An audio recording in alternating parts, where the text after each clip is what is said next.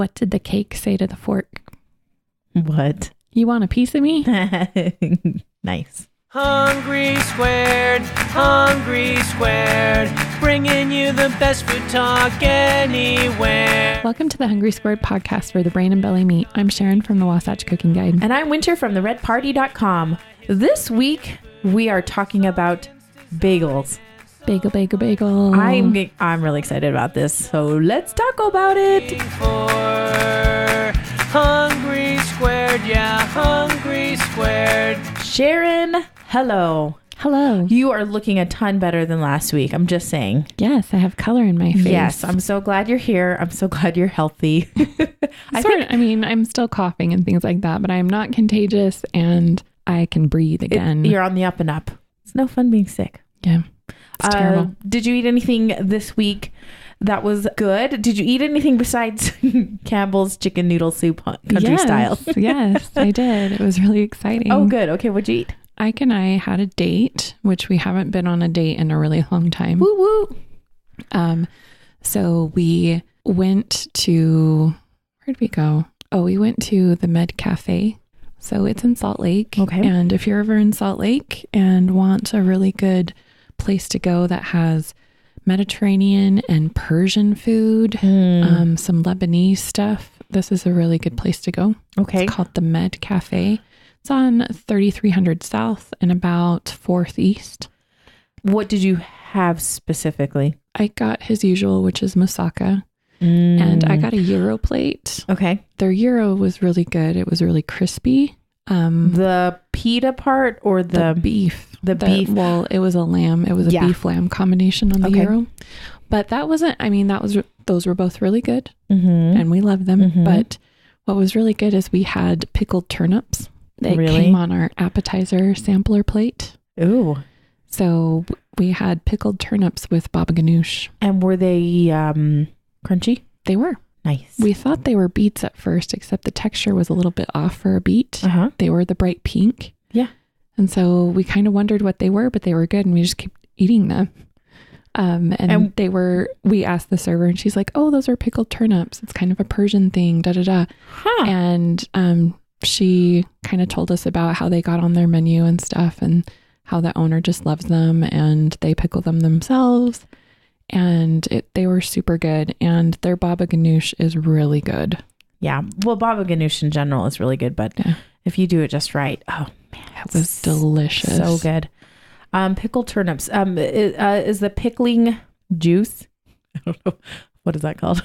Pickling. Yeah. Juice. Pickling liquid. Liquid. Yeah. Whatever that is. Was it a pretty standard, like when you tasted it, you're like, oh, that's you could tell it was pickled. Okay. They were tasty. I'm not a big fan of the pickled beet, but I did want to try this. And Ike was like, oh, are those beets? And I was like, no, because I don't like pickled beets. And this is definitely not that. The texture kind of reminded me a little bit of jicama. Oh. Just less crunchy. Okay. So it still stood up really well to pickling. They were just really tasty. Sweet.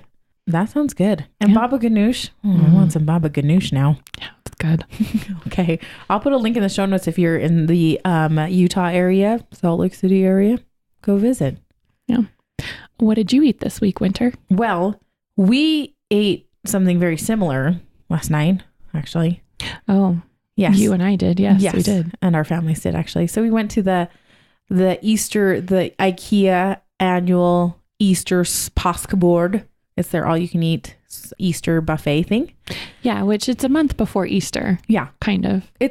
Easter 3 or 4 weeks away. Easter's kind of coming around really quick. It's on April 1st this year. Yeah. So we went to that and of course they had their usual spread. They had their Swedish ham, which I was like, I wonder what Swedish ham is. It had this kind of crust on it. It did. I did not get any because I wasn't feeling super great last night. But it was really good. The thing that stood out to me though was the desserts. Now, as you know, you can buy all of these things at the IKEA, like their food marketplace.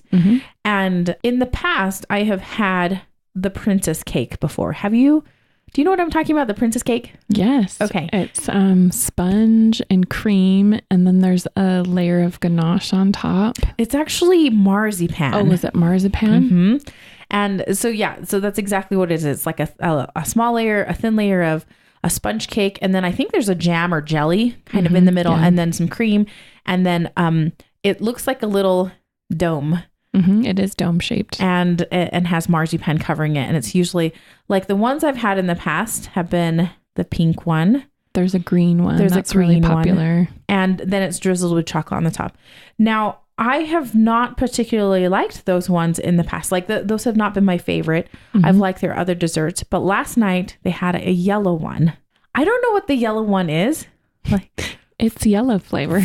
I mean, it's marzipan, right? Because marzipan has a very distinct almond paste flavor. Well, and then they flavor, I'm sure, with whatever they're going for. But this one was really, really tasty. I don't know what it was, but I was like, I could have a couple of these, but I'm going to try and refrain from having a couple of these. Yeah, they're quite popular. I saw many people having a couple of those. Yeah. So if you're ever at IKEA, see if they have the yellow ones, because I'm not totally sure if they do on a regular basis, because I've seen the pink ones. I think I've seen the green ones that you can pick up. And I think the pink ones are raspberry, and they're just really cute and they're really pretty and kind of Instagram worthy. So if it's something that you're into, you can do it. But the yellow ones were they were my jam last night. I don't know what it was, Sharon, but it was good. Yeah. I'll take it. That's all I can say. And now for the main course. Okay, let's get down to our first topic at hand, and that is bagels. Bagels. We're really excited to talk about bagels because there's a lot of science and history behind bagels. Yeah. There is a design element too. Yes, there is actually. I would definitely say that. So bagels. Have you ever made bagels before, Sharon? No, I didn't. And what I found interesting while I was researching the bagel is I didn't know they were boiled. Oh, I'll just put that out there. I had no idea. Okay. Well, okay. Yeah. That's so did you know, listeners? Maybe you did. I bake, but I'm not, I've only been cooking, for like the last 10 years. Yeah. And so that's not, that sounds like a big chunk of life, but I've lived some life. And I feel like I'm always learning something, and there's a lot of things that I don't know. And bagels were one of them. I eat bagels. I like them, but I had no idea they were boiled to get the kind of tough crust that they do have. Yeah. Well, should we go into the history of bagels? Because I don't know very much about bagels, except for I think of German immigrants and Polish immigrants and New York City. That's what I know. Well, you'd be right. Really? You'd be right. Yes. So I kind of wanted to talk about what the word bagel means. It comes from the Yiddish, and it comes from a Yiddish word, and it has a German root meaning ring. Oh, really? Yeah.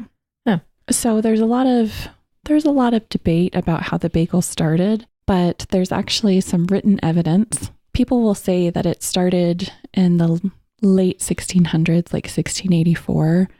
There was this war and a king and a Jewish baker. He saved all of these people, and in an act of gratitude, this Jewish baker made him a baked good that looked like his stirrup, that was shaped in the shape of his stirrup on the horse that this king rode. Really? And that's the bagel. But that's not exactly true.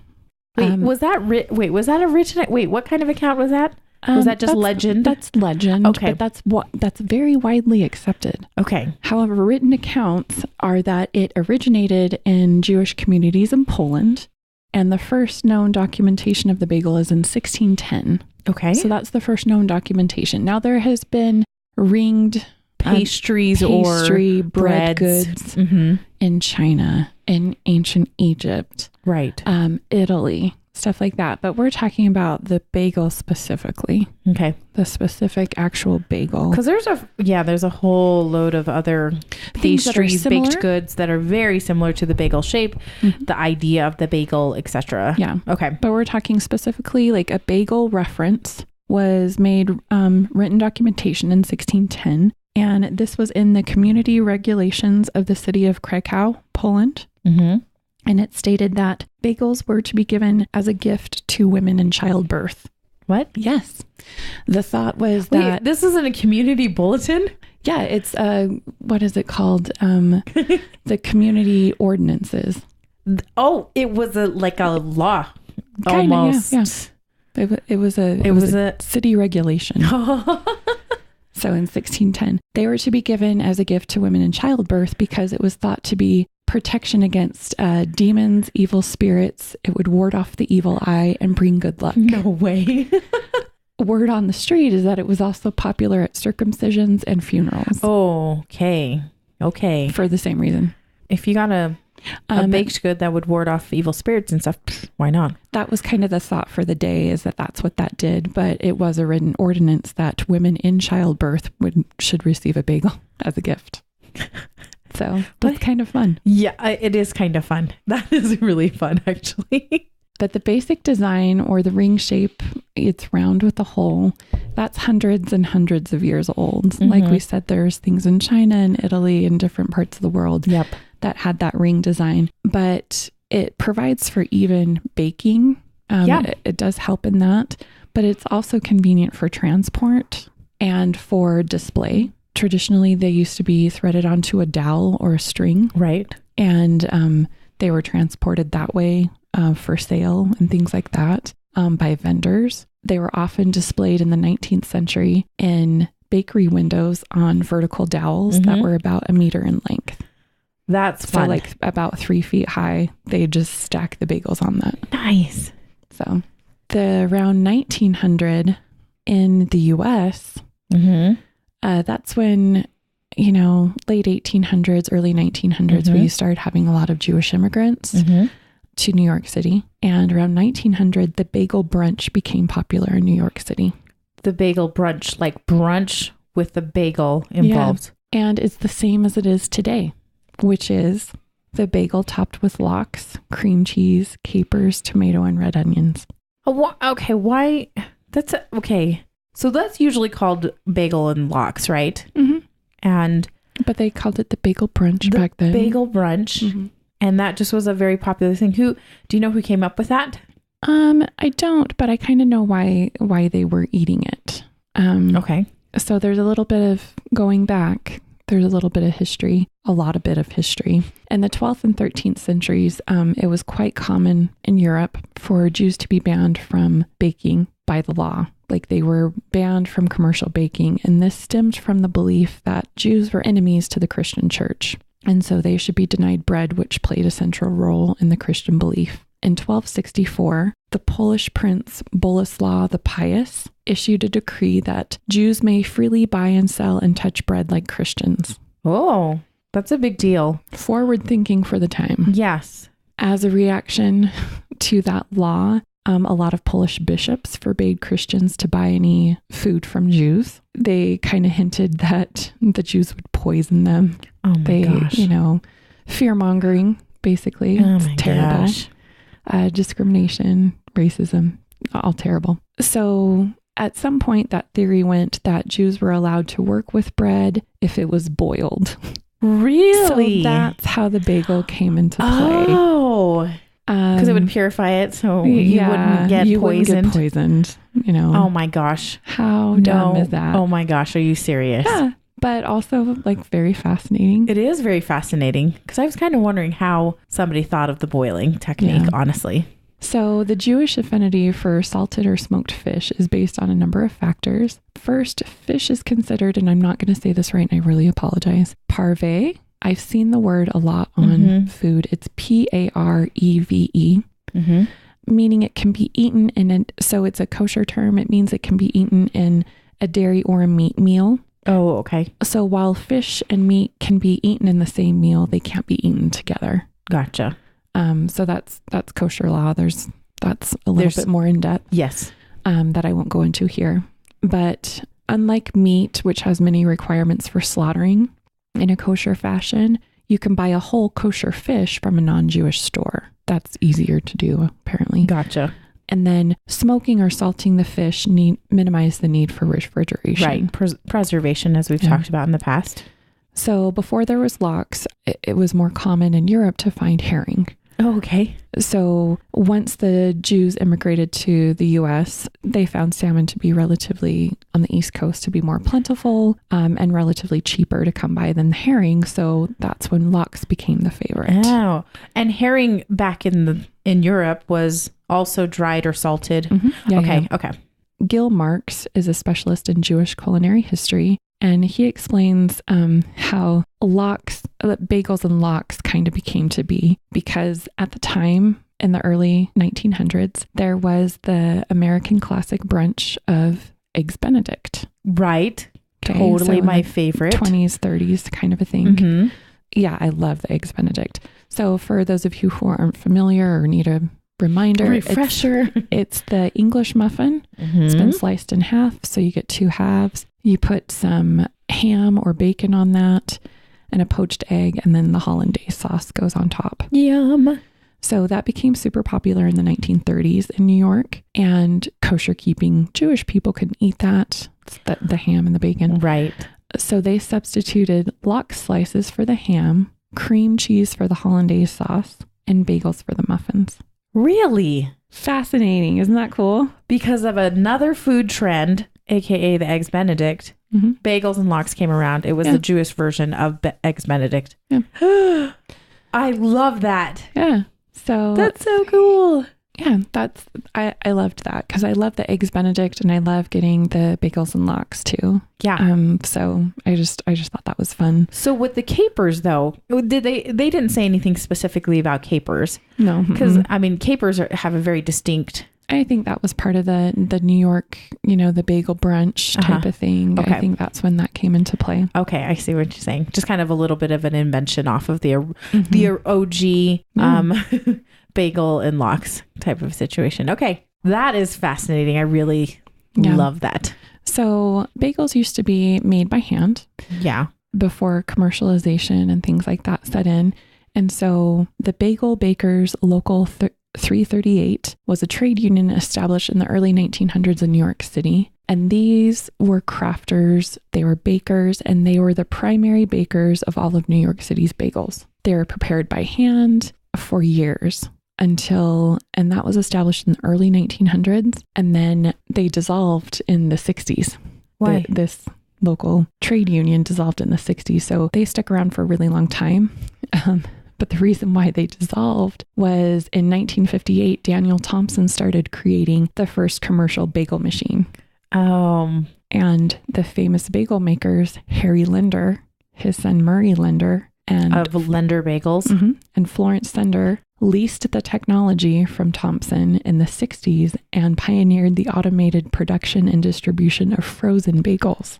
So Murray Linder also invented the pre-sliced bagel and started making that commercially available as well. Pre-sliced bread! Because mostly bagels went stale within a day or 2. Right. And so you couldn't transport them from where they were made too much. I mean, this started off as quote unquote like an ethnic food. Right. And you had to go to New York City to get a bagel. You couldn't get it if you were in Denver, say, unless there was like a Jewish bakery around kind of a thing. Because it was a very traditional food. And so no preservatives either. I mean, they're just using traditional baking. With the advent of freezing them, if you had a refrigerated truck, then you could transport these frozen bagels. And so that became a wider distribution. And so they drove this Bagel Bakers Local 338 out of business. Oh, because of the automated. They drove them out of the competition. Well, I mean, that's kind of what unfortunately seems to happen. Fortunately or unfortunately seems to happen because, access to bagels now to all over the world happens. But then, yes, you do drive out said unions of handcrafters of goods. Yeah.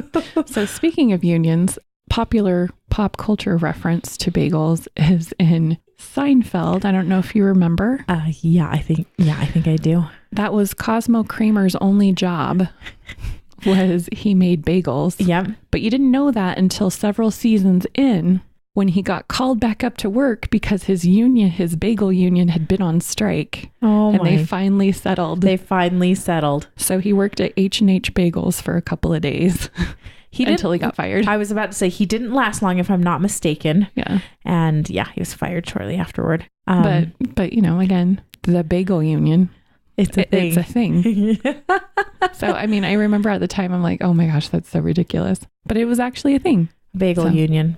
Yeah. Well, you have to, I mean, the shape, like you said, there's a reason why there's a shape. There's a reason why there's a hole, I think. Can we talk a little bit how bagels are made? Yeah, let's talk about that. So I think I've made bagels once when I was a kid, and they were... You did? Yeah. I was into baking and stuff like that. I wasn't very good at it. I'll just tell you that right now. It was just not good. And so if I'm not mistaken, I believe they were quite not chewy, very dense, too dense. That sounds really common. I mean, I've heard them. So as I was researching, it's common to refer to them as a cement donut. Yeah. Because that's basically what I made when I first made a donut. I think I made them once and it was a disaster. So I'm just like, okay, I'm going to leave this up to the professionals. I'm going to leave it up to Einstein. I'm going to leave it up to Einstein. Now, Sharon, this morning I sent Lee, in preparation for recording this episode, actually, I sent him to Einstein. So I was like, we need bagels. Which I'm very appreciative of. Yeah. We need bagels. We need to eat some bagels this morning. Just so I'm in the bagel sense of mind. And I asked him, I was like, Lee, will you do me a favor? And will you ask Einsteins how they make their bagels? Do they boil them or do they steam them? And he went and talked to them because he talked to a lot of people at Einstein's today. He's a talker. Lee's a talker. So we're going to get to the second part of a second person he talked to later in the food fight, actually, portion. But he talked to the people that work there and they said they steam their bagels. And I like Einstein bagels. They're softer. It's a softer crumb. The outside, I will tell you this right now, can be crunchy. Not as tough though. Not as tough as some other bagels. Yes. And that was, I think because of I love a good chew. Mm-hmm. I love a good crust. So, and I've had New York City bagels before when I went to New York with my, the last few times I went, like kind of got to get a bagel, right? I mean, that's for sure. That's part of the deal. So I do like New York City bagels. I do like Einstein's, but I always throw it into a toaster to get a better crunch on the outside. Mm-hmm. Does that make sense? How are bagels made? So the things that seem to, as I've read different things, and I feel a little bit more confident in maybe giving a crack at this, is that you need a few different things. And the first thing that really helps is a high protein flour. So because high protein flours basically will mean that you're going to have a chewy, dense interior. Mm-hmm. You're creating the gluten, right? You're creating gluten strands to form to each other. So you have that good chew. So that's kind of one thing. And you can find higher, like bread, any sort of bread flour works because those usually have higher protein content in those flours. So just, you can find King Arthur, General Mills, whatever, just look for some bread flour. So that's the first thing that I saw was very helpful. So all-purpose flour sure will work. You want a higher gluten content. Yeah. But you want something that's a little bit on the higher side. Okay. So, and bagels, like we've talked about, has this crust, and and some of them have, like the Einstein bagels are quite large. Wouldn't you say? Yeah, I guess so. Mm-hmm. Like in comparison. Yeah. And so back in the day, I didn't realize that either, that you boil bagels. And this is kind of the next key actually, let me take that back. So you make your dough. And the thing that they kind of say that is very important, actually, a chef at the Culinary Institute of America, Richard Coppage, he actually says that once you have shaped your bagels, the ones that really are the best tasting and such are the ones that sit in the refrigerator for a couple of days, 1 to 2 days. Because so they proof that long. They proof that long in the fridge. And so I don't know if you've ever proofed bread in the fridge before.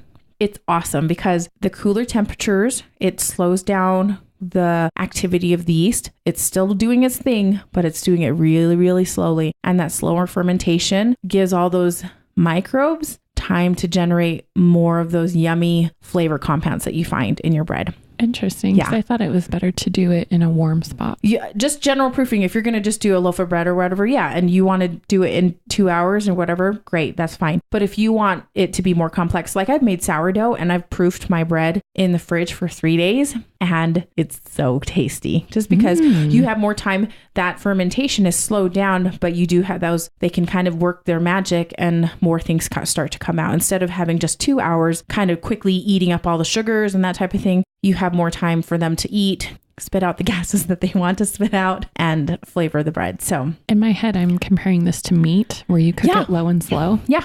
Like in the refrigerator, it's low and slow. Yeah. That's kind of a way of doing that. So, okay. So that makes the proofing, the fermentation is another way to do that. Now, the true bagel, and I think New Yorkers would say if it's not coming, if it's, well, and we'll talk a little bit more about New York City bagels too, because they say it's about the water. Yes, I've heard that. And we'll they talk make good bagels because of their mineral content. Yes. And so let's talk about what the entire, like why we actually boil it. So what happens in boiling is that those dough rings that you've created that have been proofing and are in the fridge, once you're ready to go, then you're going to start a boil of water and malt barley, or another you can find at the store is malt barley syrup. Why the malt barley? Because it's a flavor enhancer. Oh. And it actually helps with speeding along the Maillard reaction. So we're going to talk a little bit more about the Maillard reaction. I know this is like so fun. So you will chuck your chilled dough rings into this boiling combination of water and malt barley. And so it's chilled dough ring. So you're taking the cold, like refrigerated dough into a hot boiling bath. Yep. And it basically, the starch on the outside of the dough, so the water doesn't penetrate very much of that dough, but it basically gelatinizes or pre-gelatinizes the starch in the dough, locking all the liquid inside it and expanding the interior. So if we want to have a meat analogy, you know how we flash fry a steak on both sides to seal in the juices, quote unquote. Searing it. Yeah. That's basically what you're doing for a bagel. Oh, you're searing it in the boiling water. Yeah.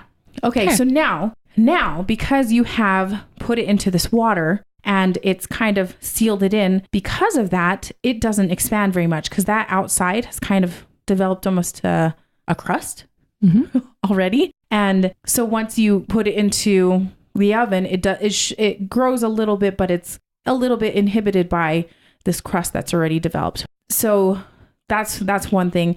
But they also do say that the water helps with, actually, I need to back up a little bit. Okay. So there's the boiling water, the malt barley. Now, I think in the original old school, different bakers have done it differently.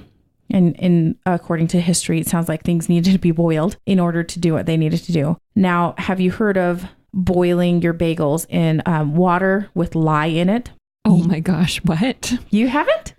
So not only do we have to boil them to not poison Christians, we also have to soak them in lye water. Yes. So to sanitize them further? Nope. So basically, some people will do boiling water with lye, and that's how they do their boiling. And the lye, let's talk about what the heck lye is, right? It's not poisonous to eat. No. I mean, that can't be good. Lye is sodium hydroxide. It's very corrosive. It's an alkaline material. It's very toxic. It's the equivalent of drain cleaner. Okay, people. Right. I mean, people put it in soap as a cleansing agent. Yeah, they use it but don't eat it. Well, yeah, they put it into soap as part of the saponification process. It becomes non-toxic once you do that chemical reaction. So kind of the same thing with lye. So you have a lye solution. You dip it into the lye solution. Same thing. Boil it. Do it for you put it in for 30 seconds to a couple minutes, depending on what your secret chewiness time is, right? And it comes out and then goes into the oven. Now, the lye reacts with carbon dioxide given off by the steam from the dough and forms a benign carbonate, which makes bagels safe to eat. But it gives it, bagels sometimes have almost a little bitter taste sometimes, like true bagels might have. Okay. So they have that. I'm following. And it's actually similar to the way pretzels are made. Pretzels, I feel like, have a very distinct bitter taste. And it's because, and I wouldn't say bitter taste, but the lye actually, because it's a base, so there's acids and bases. So the lye, I'm going to tell you that it lies at the pH 14. So that's on the way high end of the pH scale. To give you a little bit of a reference, sodium bicarbonate, which is baking soda that you have in your hopefully in your baking cabinet, the pH is around 8.4. So not as corrosive. And sodium hydroxide is at a 14, which is very corrosive because it's many times more. It's not a linear scale. So it's many more times basic. So what happens is the lye actually helps speed up the Maillard reaction, which we've talked about in our very first episode about pie. Mm-hmm. It's the browning reaction. Reaction. And that's when you see that really beautiful, deep brown crust. The goldenness. Yeah. And it does give that very distinctive flavor that you get with bagels and pretzels. So I feel like you can kind of get that reaction. So lye is... So your ideal bagel is with lye. I'm going to try it sometime. I'm going to be completely honest. Oh, wow. However, okay. So try it on Lee first before you try it on me. Well, okay. Lee, did you get that? The reason why I might be a little hesitant to do that because you do and this is a warning really quickly. If you are going to be using lye to make your bagels, please use gloves and goggles. You need to keep everything safe because you don't want to breathe any of the fumes in. You don't possibly a mask. Yeah. Yeah. And because the thing is you have to put lye into kind of warmer water in order to dissolve it, but you do want to bring it. Yeah, you just got to be really careful of how you use it. And there's a lot of there's a lot of recipes, you guys, out there. Most of them stay away from lye though. I'm going to just tell you that research if you're going to do lye. Yes, exactly. Now, and I can share a couple of recipes that I saw that involved the lye. And if you feel so inclined to do that, please just be very cautious of when you use it. Well ventilated area. Yes. Now, Harold McGee, our friend, and he actually poses a suggestion. If you do not feel so adventurous to use lye, you can use baking soda. Okay. Now, as I mentioned before, sodium bicarbonate actually lies at a pH of 8.4. So quite a bit weaker in a sense for its alkaline powers, I guess. And so he suggests something, which I think is quite brilliant, is you can make baking soda more alkaline. And so you can bring it up to something a little bit different. So he suggests spreading a layer of soda, this baking soda, on a foil covered baking sheet and baking it at 250 to 300 degrees for about an hour. You're going to lose some of that weight on that because of water and carbon dioxide, but then that means you're going to get a stronger alkali. So that particular product of the chemical reaction that's happening there is going to be sodium carbonate, which ends up being a pH of 11.6. Oh, so you're not as weak as the sodium bicarbonate, but you're not as strong as the sodium hydroxide, but you're going to still get something that is relatively decent. So this baked baking soda, this is the kind of technique he suggests. So if you don't want to use lye, you can still get some decent results with baking soda and kind of creating your own chemical reaction to create a more alkaline product as kind of when you boil your pretzels, your bagels, that type of thing. So isn't that interesting? Okay, yeah. Okay. So I'll include that as well. So if you are interested in doing it that way and using something that you probably have just sitting in your fridge, your cupboard, then that is not a bad way to go. So that's the other thing, is the boiling. And once again, it creates that crust. It goes into the oven. The steam creates reactions, especially with the lye. And then you get a dense, chewy inside texture. And then on the outside, a golden brown, dark brown exterior that has a little bit of a crust and chew to it. And they do say there is actually, they say 30 seconds to up to 3 minutes of being in the boiled water. If you're going to go longer, it's going to be chewier. If you're going to do shorter, it's going to be a lighter crust and that type of thing. So those are kind of some of the keys that will help you achieve bagel awesomeness in your own home. Now, yes. How long are bagels baking in the oven after you've boiled them? What's that typical time? Let me look and see.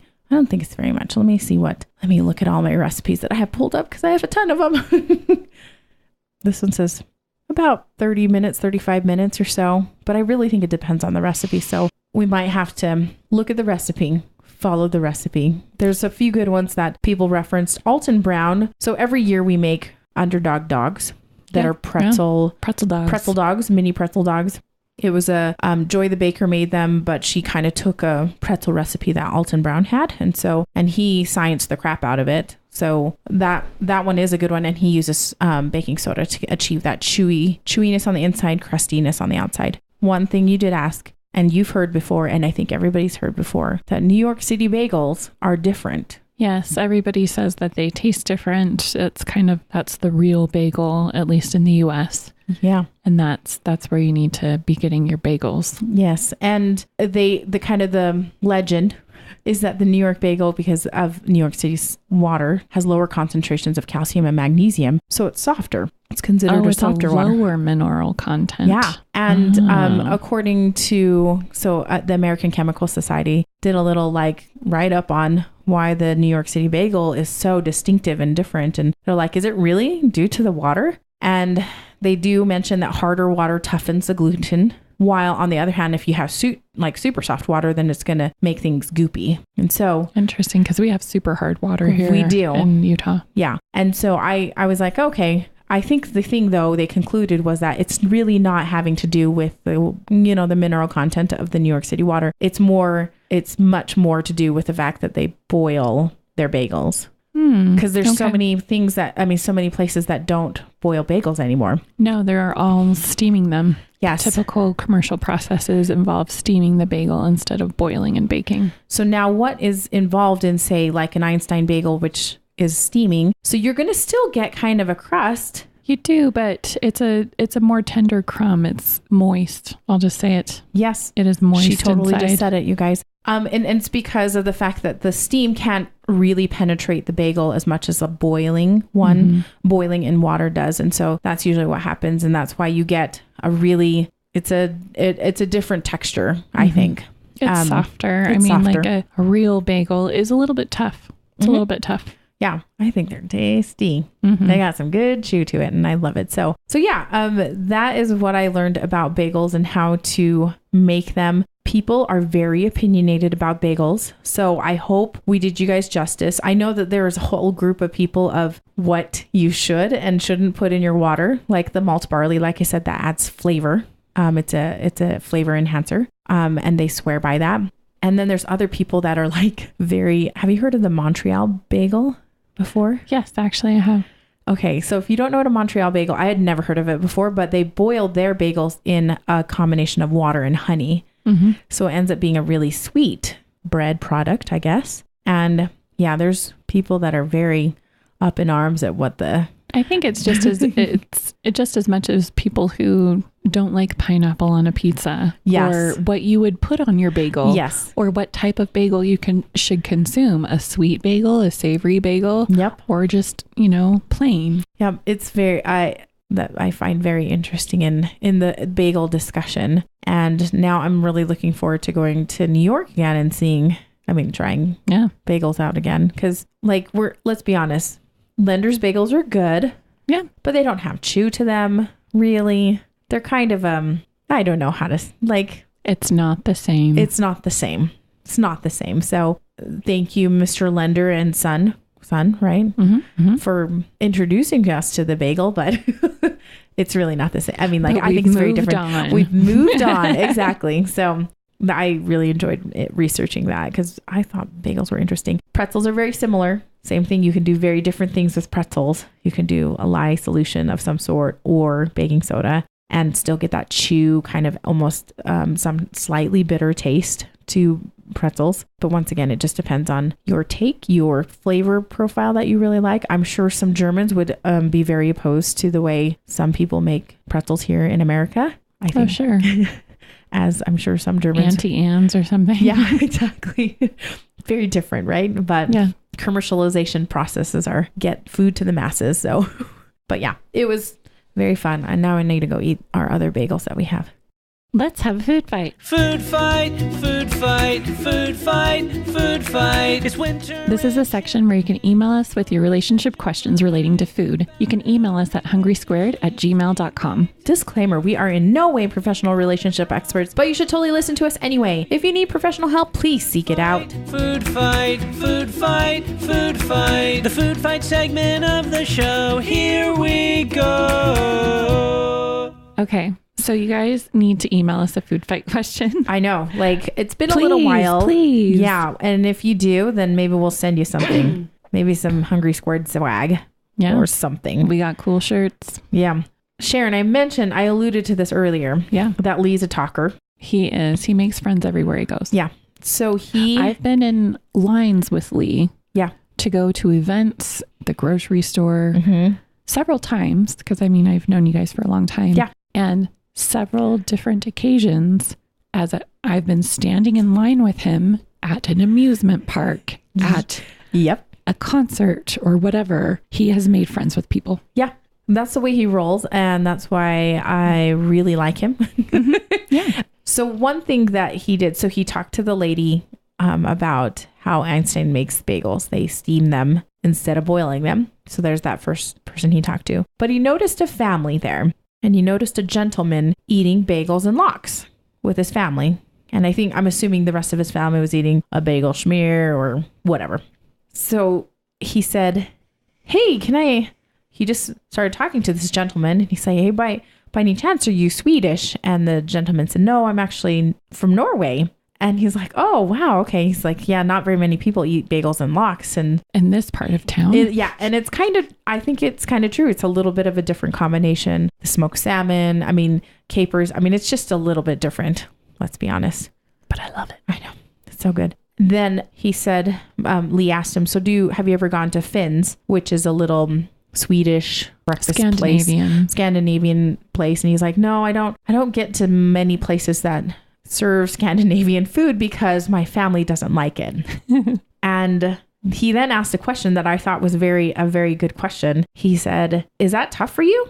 And to not be able to eat the food that you love, quote unquote, right, or you grew up with, that brings many memories and is maybe comforting to you because your family doesn't like it. And he said, yeah, it is a little tough. I like lutefisk, which is the lye soaked fish.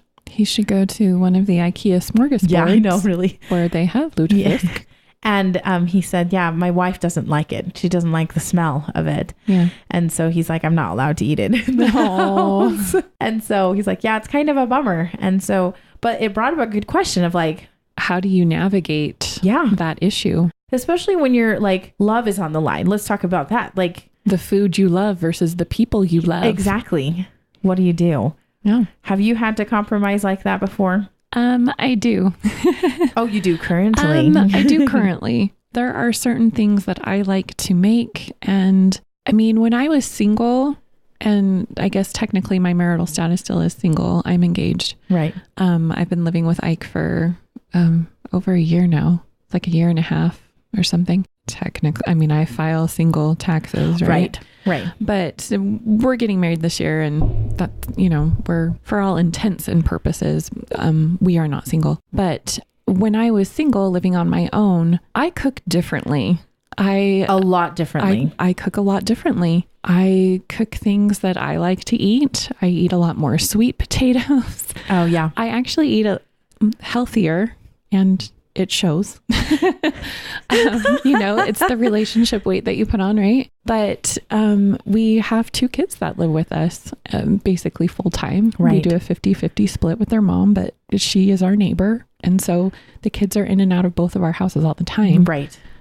She even comes over sometimes. We have a really great relationship. It's very uncommon, I know, but it's great. And we are lucky. But there's a lot of people I cook for sometimes more than just the 4 of us. And so I have to cook things that everyone likes to eat, and everybody loves comfort food.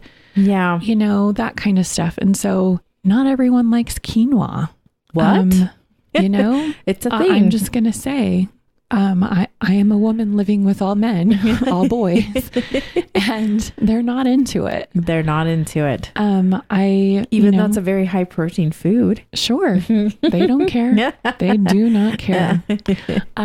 So, and I want to do things like with zoodles and stuff. And they're not having that. They're not having it. And one thing that I agree on is that we are not going to make multiple meals for people in the house. No, see, that's ridiculous. I personally think.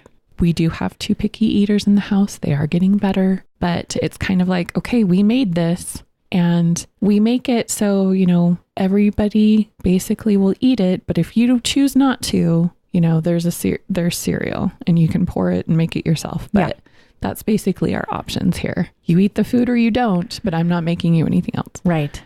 And so with that though, you kind of have to, I sneak stuff in a lot, or I try to, or just like, hey, we're only having one new thing at this meal. And so, but yeah, it's hard. It's rough. You do have to compromise. Right. Otherwise you can have some tense situations. People get really, really anxious over food So have you had to navigate that? Yes, I have. There's been a few times, and I think my lucky stars that Lee is very open to stuff. A lot of different types of foods. Mm-hmm. He'll try it. There has been a few Chinese dishes. I am Chinese. I grew up eating really interesting different foods that I love. They're good. That you would be like, what did you just say you ate? And I remember when Lucy was born and my aunt and uncle came to visit us, and they brought like basically this little crock pot full of, I'm not totally sure what the name of it is, but I think it's called soy sauce eggs, and this is going to sound terrible, pig's feet or oxen tail, or it just depends. Or something. Well, it can be oxtail, but it also can be pig's feet. It just really depends on what you get. Mm-hmm. But you just boil it in this like soy sauce mixture that's kind of sweet and vinegary, and everything gets brown, like super brown. And so it's kind of it's kind of pickled almost. Mm-hmm. And I remember we brought it over. My siblings were there and we were just like, oh my gosh, we haven't had this forever. Like we were so excited, had some rice and stuff. And Lee was a good sport and ate it. He did a good job eating it, but I don't think it was his favorite by any means. He was not into it. He is probably not his first thing that he's going to make if I say I need something to eat. So yeah, but I think there's a little bit of compromise because you're not going to eat every meal with your family. Right. So you can do other things. So like, I know I can eat that stuff and not have people go, ew, gross. Or like, what's your problem? Why are you eating that? That's so weird. With my siblings, like they would not blink an eye. They're like, bring it on. This is awesome. They want it too. Yeah. And then there's other friends that I'm like, I know I can count on them. If I'm like, I am feeling like I need to go on a good health kick or whatever, I can rely on you. Like, let's go do something healthy. So like eat something healthy. Does that make sense? Well, somebody else may not be so into that, or Lee might be like, this is what I want to eat. So it really just kind of depends. I think you don't have to limit your only eating with your family is important, right? You have to cook for your family. It's all very important, but you also have other options of spending time with family. Spending time with friends where you can eat things that are not. Eat things you love. Eat that kimchi. Yeah. Like kimchi is another thing that can be quite stinky. So yeah, kimchi's can kind of be a little stinky. Like if you've made it and fermented it yourself and that type of thing, it can be kind of stinky and can also be a banned food from your home. And so I don't know, you do have to compromise like with picky eaters or whatever, because you do need to feed people. They need to eat. They need to be able to eat. And then there are times when you can eat your native foods or really super spicy foods, or right, because there's like I like eating spicier foods than Lee does, and he eats spicy foods to a certain extent. But there's other times when I'm like, oh, I kind of want this to be a little on the warmer side. Yeah. And so you just kind of compromise and figure out ways to make it work. I don't know. It's tricky. It is tricky because lutefisk is not for everybody. No, it's not. It's not. But that guy needs to go down to IKEA. Yeah. They've got it there. Yeah. Or go find a buddy to go have brunch with at Finn's or something like that. Eat it in your car. Yeah. With the windows down. Yeah, I know. It's and moon cakes, for example, Chinese moon cakes. They're not for everybody. A lot of my friends don't like it. I don't think Lee really likes it, but I'm like, I'll eat it all. You don't have to eat it. Yeah. So there. Thanks for joining us today for our show. You can find us at hungrysquared.com, on Apple Podcasts, Stitcher, and Google Play Music. You guys, please share our podcast with your food nerdy friends and family. We know you have them. Like, you talk about food all the time, so share with them. It's been fun getting to know new people in the podcast land, and we're glad that you put us in your ears every week, and we really appreciate it. So join us next week for our next episode of Food Nerdery. Okay, love you. Bye. Bye. Hungry Squared, yeah, Hungry Squared.